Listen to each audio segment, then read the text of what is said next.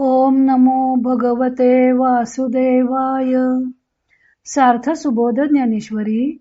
लेखन व वाचन सौ मनीषा भास्कर अभ्यंकर, महाराष्ट्र, मिरज 416410. अध्याय 17. श्रद्धात्रय विभाग योग. मानस्तव. ओव्या आहेत 225 ते 239 आणि गीतेचा श्लोक आहे 16. भगवंत आता तपाचा मानस प्रकार कोणता ते सांगत आहेत. श्लोक 16. मन प्रसाद सौम्यत्वं मौनम आत्मविनिग्रह भाव संशुद्धिरित्येतत् तपो मानसमुच्यते. मनाची प्रसन्नता, शांत स्वभाव, मौन वृत्ती, आत्मसंयम, कल्पनाविरहित अशी अंतःकरणाची शुद्ध स्थिती याला मानस्तप असे म्हणतात. तरी सरोवर तरंगी सांडिले आकाश मेघी, का चंदनाचे उरगे उद्यान जैसे. तर लाटाने सरोवर टाकले असता, अथवा मेघाने आकाश टाकले असता, अथवा चंदनाच्या बागेचा सर्पांनी जसा त्याग केला असता. नाना कळा वैषम्ये चंद्रू, का सांडिला आधी नरेंद्र, ना तरी क्षीर समुद्रू मंदरा चढे. अथवा कलांच्या कमी जास्त होण्याने जसे चंद्रास टाकावे, अथवा मानसिक चिंतेने जसे राजास टाकावे, अथवा क्षीर समुद्र जसा मंदराचलाने टाकावा. तैसी नाना विकल्प जाळे, सांडूनी गेली या सकळे, मन राहे का केवळे स्वरूपे जे. त्याप्रमाणे अनेक प्रकारच्या संशयांच्या सर्व समुदायांनी मनाला सोडल्यानंतर जे मन केवळ स्वरूप स्थितीने राहते. तपने वीण प्रकाशू, जाड्य वीण रसी रसू, पोकळी वीण अवकाशू होय जैसा. उष्णतेशिवाय जसा प्रकाश असावा, अथवा जडत्वाशिवाय जसा अन्नाच्या ठिकाणी रस असावा, आणि पोकळीशिवाय जसा अवकाश असावा. तैसी आपली सोय देखी, आणि आपली या स्वभावा मुके, हिवली जैसी अंगिके हिवो नेदी निजांग. त्याप्रमाणे मनाने आपले विश्रांतीस्थान जो आत्मा त्यास पाहिल्यावर मन आपल्या स्वभावास म्हणजे चंचलतेस अथवा संकल्प विकल्प करण्यास मुक्ते. ते कसे, तर जशी थंडी आपल्या अंगच्या थंडीने आपले अंग कापू देत नाही तसे.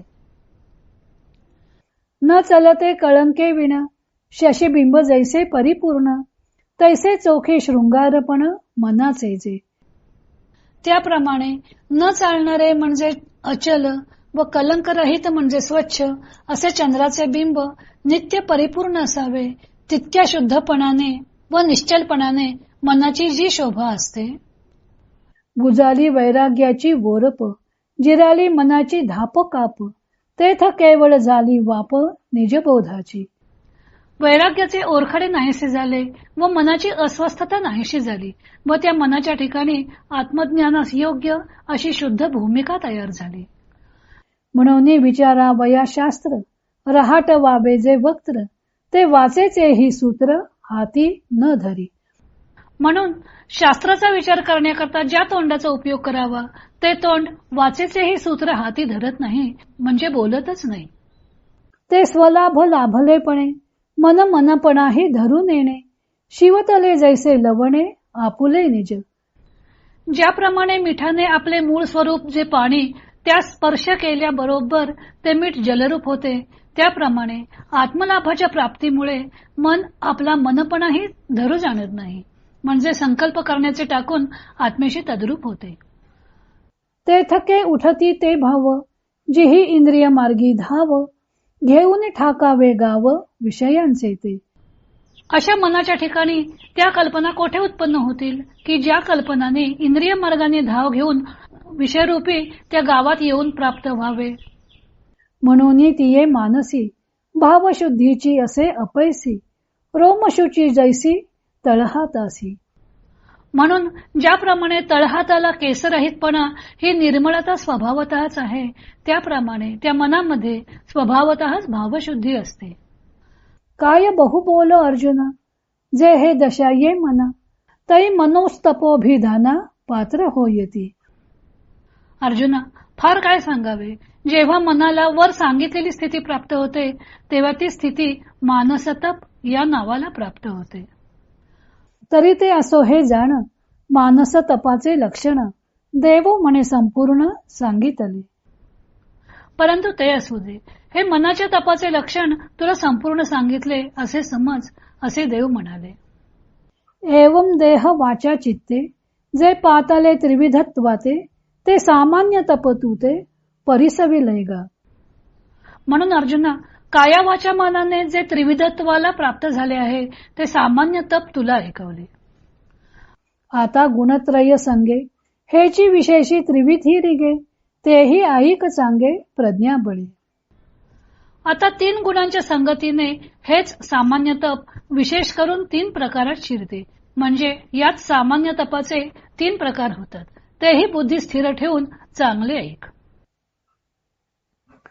भगवंत श्लोकात सांगतात की मनाची प्रसन्नता, सौम्य वृत्ती, मौन, मनोनिग्रह, मनात सतत पवित्र विचार याला मानस्तप असं म्हणतात. मानस्तपात त्यांनी या 5 गोष्टींचा अंतर्भाव केला आहे. मनाने केलेले तप ते मानस्तप. सर्व तपात मानस्तपच श्रेष्ठ आहे. शम, दम, दया, क्षमा वगैरे विविध दैवी गुण मानस्तपानेच अंगी बाणतात. आत्मज्ञानाच्या पूर्वतयारीसाठी जी चित्तशुद्धी सांगितली जाते ती हीच आहे. वर सांगितलेल्या गोष्टीमुळे मन शुद्ध होते व अंतरीचे धावे स्वभावे बाहेरी या वचनाप्रमाणे जसे मन असेल तसेच वाणीत व कृतीत येते. ज्ञानदेवाने मानस्तपात येणाऱ्या 5 गोष्टींचे विश्लेषण त्यांच्या शैलीत स्पष्ट केलेलं आहे. मनःप्रसाद. मनःप्रसाद म्हणजे मनाची प्रसन्नता. ही प्रसन्नता केव्हा नाहीशी होते तर मनात जेव्हा रागद्वेषादी विकार उद्भवतात तेव्हा. मन हे संकल्प विकल्पात्मक आहे. संकल्प व विकल्पांच्या आहारी जाऊन पुढे राग, द्वेष, संशय मनामध्ये निर्माण होतात. तेव्हा मनाची प्रसन्नता प्राप्त करण्यासाठी मन रागद्वेष रहित, संशय रहित झाले पाहिजे. त्यासाठी ते 6 दृष्टांत देतात. पाण्यात सतत लाटा उठत राहिल्या की त्याचा पृष्ठभाग सतत हेलकावे खात राहतो. लाटा उठायच्या थांबतील तेव्हाच पाणी शांत, संथ दिसेल.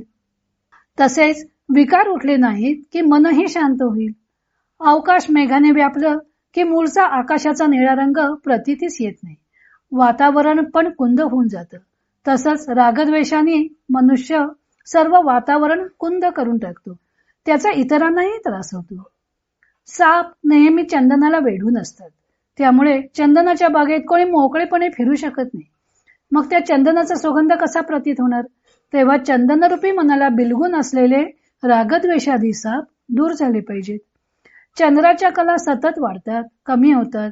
त्यामुळे त्याचे मूळ रूप फक्त पौर्णिमेलाच अनुभवाला येते. त्याप्रमाणे मन वेढून असलेल्या रागद्वेषादी कलांपासून मुक्त व्हायला हवं. मानसिक चिंता नसेल तर राजा राज्यकारभार व्यवस्थित पाहू शकेल. तसेच मन शांत प्रसन्न असेल तर मनुष्य आत्मकल्याण करून घेऊ शकेल. देवदानवाने अमृत प्राप्तीसाठी मंदराचलाने क्षीर समुद्र घुसळला तेव्हा प्रथम विष निर्माण झालं असं पौराणिक कथानक आहे. ज्ञानदेव सांगतात की रागद्वेष जणू काही मनाला घुसळून टाकतात. मग समुद्रातून विष निघावे त्याप्रमाणे मनुष्याच्या मुखातून रागाच्या भरात दुर्वचने बाहेर पडतात. हा दृष्टांत फक्त एवढ्याच अर्थाने मर्यादित करून घ्यायचा आहे. कारण नंतर समुद्र घुसळून अमृत प्राप्ती झालेली आहे. तशी प्राप्ती रागद्वेषाने होणार नाही. अशा प्रकारे रागद्वेष संशयादी दोषांनी विरहित असं मनच स्वरूप स्थितीनं राहतं. स्वरूपी लीन होऊन राहतं.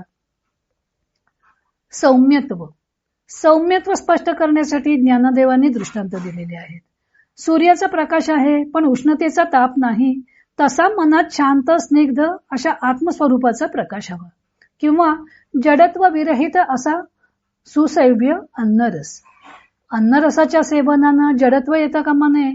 तसे संकल्प विकल्पाने मन जड होता कामा नये. पोकळी वाचून अवकाश. अवकाश पोकळीचा संभ्रम निर्माण करते. तसे मन सुद्धा अनेक संभ्रम निर्माण करते. मनाची संशय विरहित अवस्था झाली पाहिजे. अशी अवस्था म्हणजे सौम्यत्व. अशी मनाची संकल्प विकल्प विरहित अवस्था झाली की मन ब्रह्मबोधाच्या भूमिकेवर स्थिर राहतं. मग जशी थंडी आपल्या अंगच्या थंडीने थरथर कापत नाही तसे मन आपल्यातील रागद्वेष शांत झाल्यामुळे स्थिर राहते. अशा मनाची अवस्था म्हणजे कलंक विरहित पूर्णचंद्राची शोभिवंत अवस्था आहे. मौन. संकल्प विकल्प नाहीसे झाले, रागद्वेष निमाले की वैराग्य प्राप्त करण्यासारखी वेगळी गोष्ट राहतच नाही. की वैराग्य ही प्राप्त करण्यासाठी वेगळी गोष्ट. संकल्प विकल्प नाहीसे झाले, रागद्वेष निमाले की वैराग्य ही प्राप्त करण्यासारखी वेगळी गोष्ट राहत नाही. मनाचे चंचलत्व नाहीसे होते. मौन म्हणजे न बोलणे हा शब्दशः अर्थ झाला. बोलणे आले तिथे ऐकणाराही कोणीतरी हवा. मानसतपाने मनाची प्रसन्नता प्राप्त झाल्यावर मनुष्य स्वस्वरूपातच मग्न होतो. तसेच सर्वत्र आत्मरूप भासत असल्यामुळं बोलणारा व ऐकणारा निराळा असा कोणी असत नाही, अशी मौनी अवस्था प्राप्त होते. आत्मविनिग्रह. आत्मविनिग्रह म्हणजे मनोनिग्रह. ब्रह्मबोधावर मन स्थिर राहिल्यामुळं शास्त्राधिकांची चर्चाही मंदावते. असे मन परमतत्वाशी मीठ पाण्याशी एकरूप व्हावं त्याप्रमाणे एकरूप होऊन जाते. त्याला स्वरूपभूत स्थितीचा लाभ झालेला असल्यामुळं ते संकल्प विकल्प करण्याचे विसरून जाते. जेथे मनाचे मनपणही राहत नाही तेथे विषयांकडे धाव तरी कशी असणार. भाव संशुद्धी ही. संकल्प विकल्प रहित मन म्हणजे मनाची शुद्ध स्थिती. अशा प्रकारे काया वाचा मन यांच्यामुळे मुळात तप हे कायिक, वाचिक आणि मानस असे 3 प्रकारचे होते व तेच तप मग गुणसंगामुळे सात्विक, राजस व तामस असे 3 प्रकारचे होते. पुढे गुणसंगामुळे तप त्रिविध कसे होते ते भगवंत सांगणार आहेत. तो भाग आपण उद्या पाहू.